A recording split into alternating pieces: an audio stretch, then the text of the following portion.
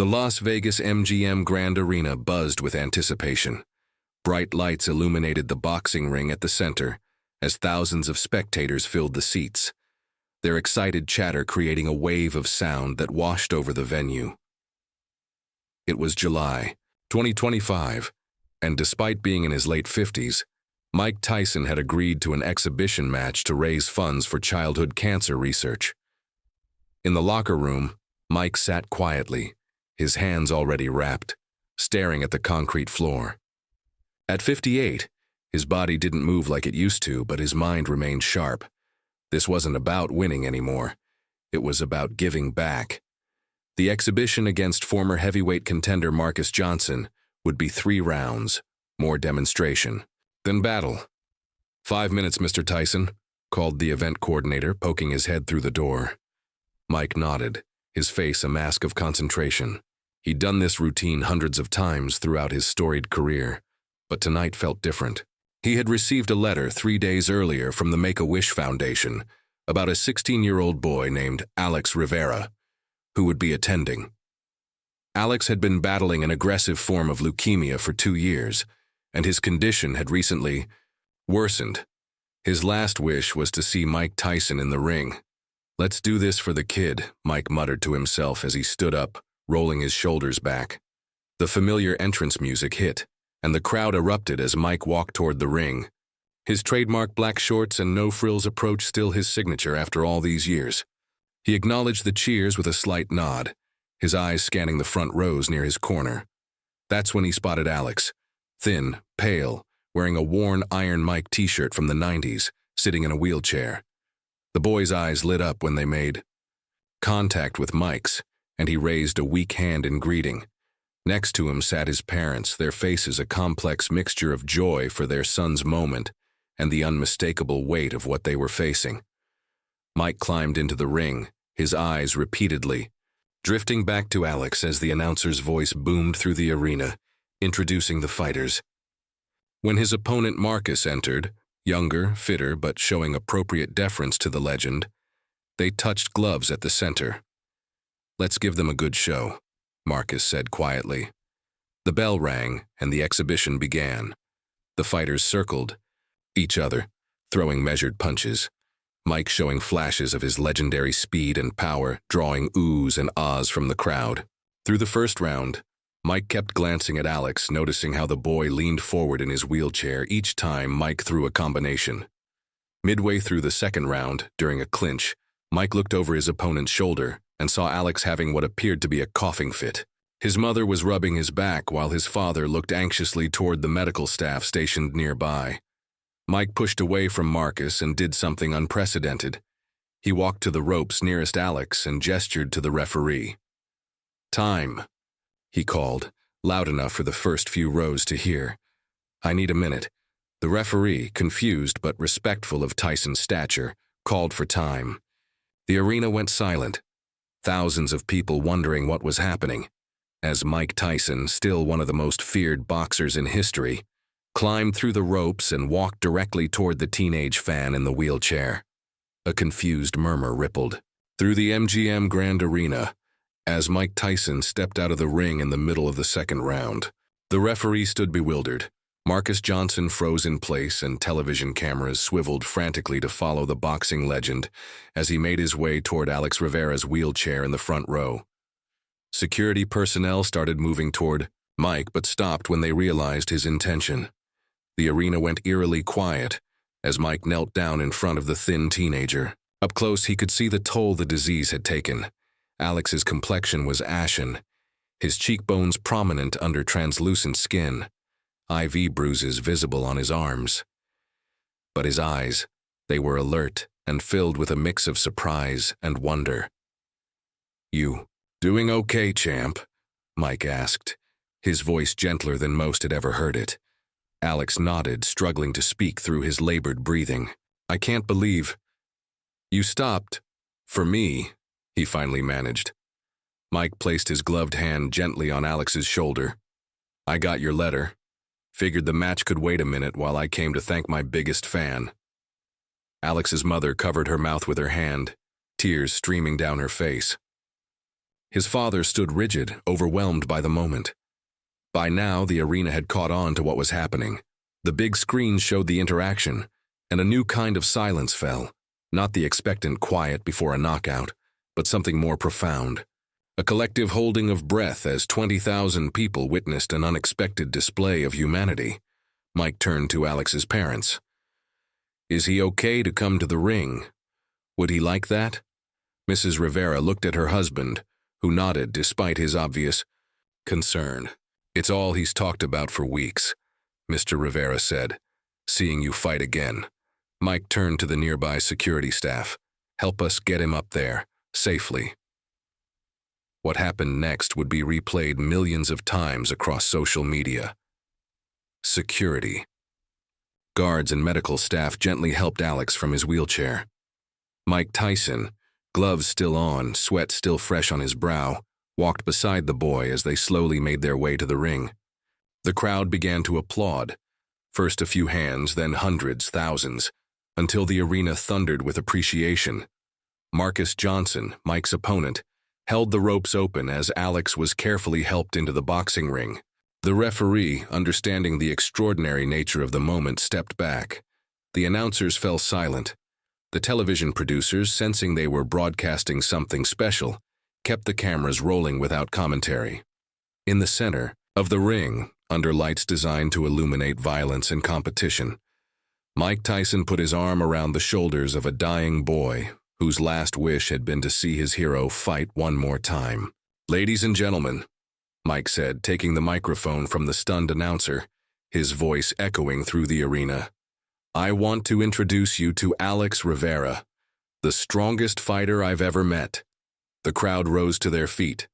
The applause, deafening. Alex's face, thin and tired, broke into a smile that belied his condition. For that moment, he wasn't a sick kid. He was at the center of the boxing world with his idol calling him a fighter. No one knew it then, but the match would never resume. What was about to unfold would transcend sport entirely.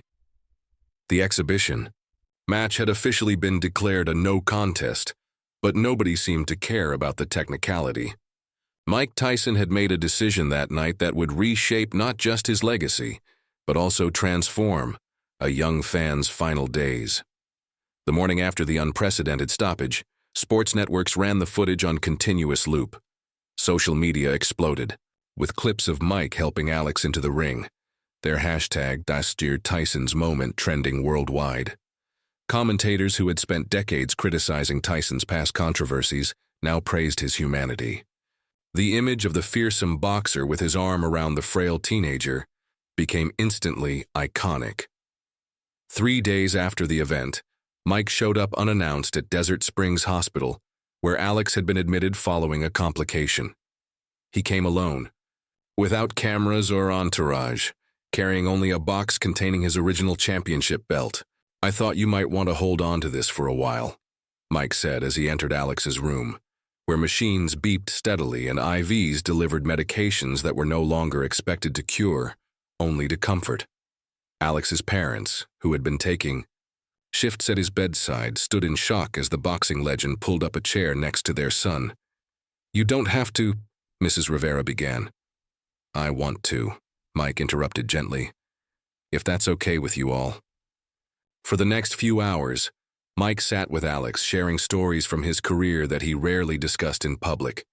The fears before big fights, the lessons learned from losses, the quiet moments of doubt that even legends experience. Alex, despite his weakness, asked questions between labored breaths, his passion for boxing creating a bridge between them. When hospital staff did their rounds, they found the surreal scene of Mike Tyson helping Alex sip water, adjusting his pillows and acting more like family than a celebrity visitor. "Why are you doing all this?" Alex finally asked during a quiet moment when his parents had stepped out for coffee. Mike looked at the belt he had placed across the foot of the hospital bed. "Because when I was growing up, I needed somebody to show me that I mattered, not as a boxer, just as a person." He paused, choosing his words carefully. "You reminded me what's important, Alex. Not the fights, not the fame, the connections, the real strength." Word of Mike's hospital visit inevitably leaked, though the privacy of their conversations remained intact. The following day, other athletes began reaching out. By the end of the week, Alex had received video calls from basketball stars, football players, and even 2 other boxing champions, all inspired by Mike's example. What no one expected was Mike's announcement at a hastily arranged press conference outside the hospital. He was establishing the Alex Rivera Fighting Spirit Foundation, with an initial personal donation of $2 million, dedicated to fulfilling the wishes of young people with terminal illnesses and supporting their families through the hardest days. "This isn't about me," Mike told the gathered reporters, his voice firm but emotional. "This is about recognizing the real fighters among us, the ones who get up every day knowing the odds are against them, but they fight anyway. Alex taught me more about courage in one day than I learned in my entire boxing career." Behind the scenes, Mike had already been working with his financial advisors, lawyers, and a team of healthcare professionals to ensure the foundation would have lasting impact. The money mattered, but it was Mike's personal involvement, his promise to remain hands-on with the foundation's work, that moved people. As news of the foundation spread, donations began pouring in from around the world. Athletes, celebrities, corporations, and ordinary people inspired by the story opened their hearts and wallets.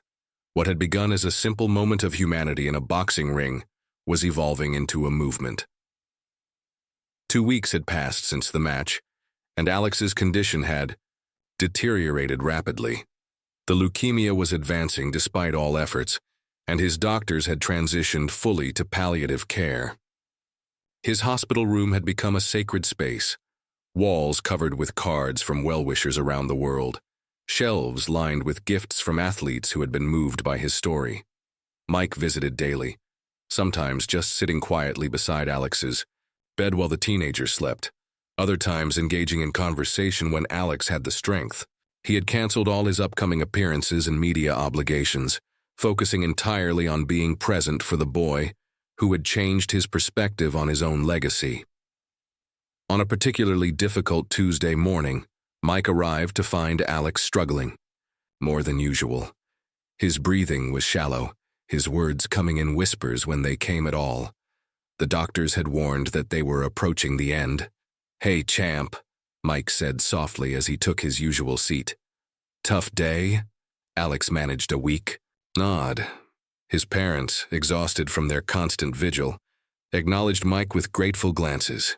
"I have something to tell you," Mike said, leaning closer so Alex could hear him clearly. "The foundation raised over $10 million this week. There's a family in Chicago whose daughter needs an experimental treatment insurance won't cover. We're taking care of it. That's because of you, Alex. Your fight is helping others win theirs." A ghost of a smile crossed Alex's pale face.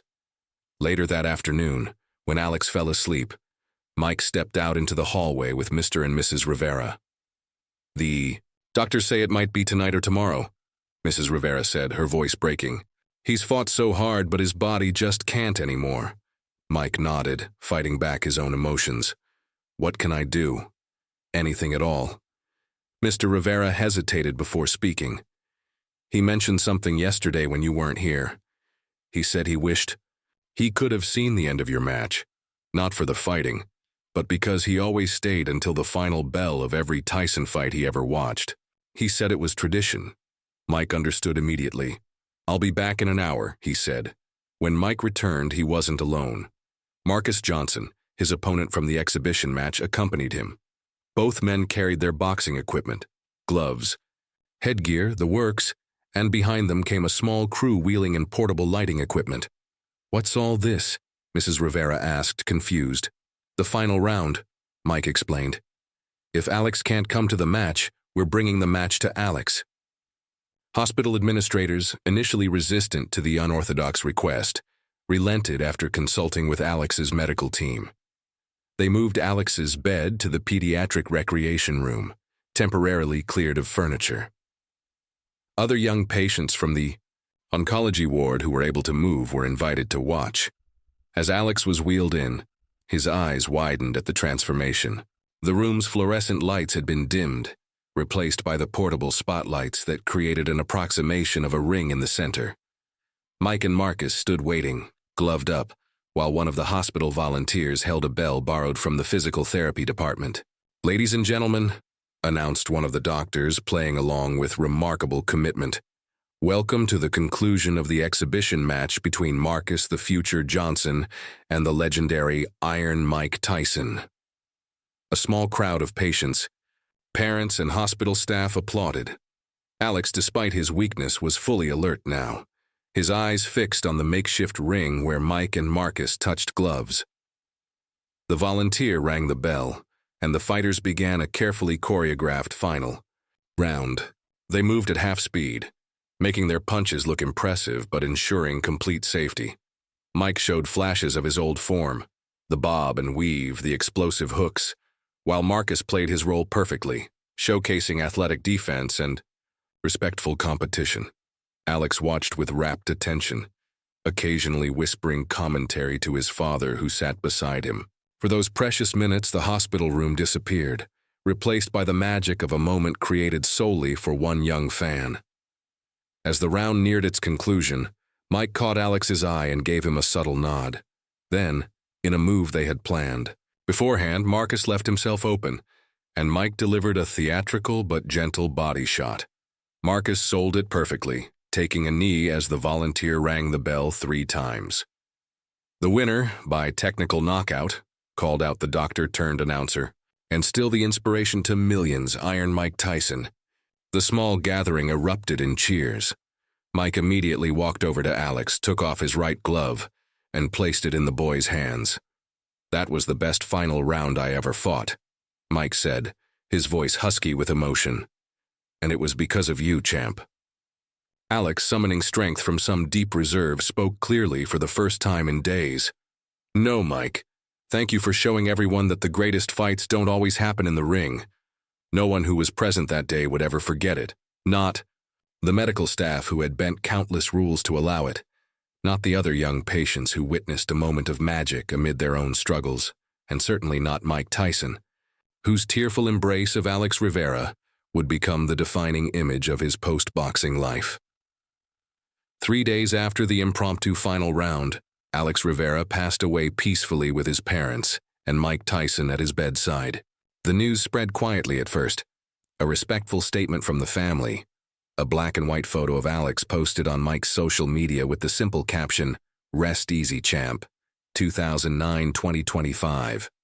The public response was immediate and overwhelming. Tributes poured in from across the sports world and beyond. People who had never met Alex felt connected to his story, to the courage he had shown, and to the humanity his journey had revealed in one of boxing's most complex figures. The funeral was private, attended only by family, close friends, and Mike, who had become something between a friend and family in those final weeks. But outside the church, thousands gathered in silent respect, many wearing Iron Mike shirts similar to Alex's favorite. When the service concluded, Mike emerged carrying one corner of the casket alongside Alex's father, uncle, and cousin, an image of strength supporting a family through their darkest moment. 2 months later, on what would have been Alex's 17th birthday, Mike stood on a podium in Las Vegas, not at a boxing venue but at the newly established headquarters of the Alex Rivera Fighting Spirit Foundation. The organization had already assisted 15 families with children facing terminal illnesses, providing financial support, coordinating dream experiences, and offering counseling services for parents and siblings. Alex Rivera taught me something I never fully understood during my fighting career, Mike told the assembled crowd of donors, healthcare professionals, and supported families. He taught me that true strength isn't about how hard you can hit. It's about how much you can care. It's about recognizing when to stop fighting for yourself and start fighting for others. The foundation quickly grew beyond anyone's expectations. By the end of its first year, it had raised over $30 million and helped hundreds of families. More importantly, it had created a network of athletes who regularly visited hospitals, establishing personal connections with young patients facing terminal diagnoses. Mike, once known primarily for his ferocity in the ring, and controversies. Outside it, found himself redefined in the public consciousness. Sports networks that once ran endless loops of his knockouts now featured segments on the Foundation's work. Children who had never seen him fight knew him as the man who stopped a match to talk to a sick fan. On the anniversary of Alex's passing, Mike received a package from Mrs. Rivera. Inside was Alex's worn Iron Mike t-shirt from the 90s, carefully preserved, along with a handwritten note. "Alex would want you to have this. He always said a true champion's legacy isn't counted in belts won, but in lives touched." Mike had the shirt framed alongside a photo of him and Alex in the hospital room, displayed prominently in the Foundation's lobby. Beneath it, a simple plaque reads, "Sometimes the most important matches are the ones we stop fighting." The exhibition match that never concluded became, paradoxically, the most meaningful contest of Mike Tyson's career, not for what happened in the ring, but for what happened when he left it. In choosing to step away from the spotlight to acknowledge one fan, he had inadvertently stepped into a different kind of light altogether. Reporters occasionally asked if he regretted not finishing the exhibition match. "That match ended exactly the way it was supposed to," Mike would always answer, with a reminder that there are some things more important than finishing what you started. Sometimes the real victory comes from knowing when to stop and change direction. The story of Mike Tyson and Alex Rivera became more than a viral moment or a charitable foundation. It evolved into a touchstone for discussions about compassion, priorities, and the true measure of a legacy. In sports bars and classrooms, in hospitals and boardrooms, their brief but profound connection reminded people that even the fiercest among us harbor the capacity for gentleness, and that sometimes the most meaningful punches are the ones we choose not to throw. In boxing's official record books, the exhibition between Mike Tyson and Marcus Johnson remains listed as no contest. But in the more important record book of human connection, it stands as one of the most decisive victories ever witnessed, a triumph of compassion over competition, of substance over spectacle, of humanity over hype. And somewhere, Mike liked to think Alex was still watching, still cheering, still believing in the fighting spirit that unites us all in our most vulnerable and victorious moments alike.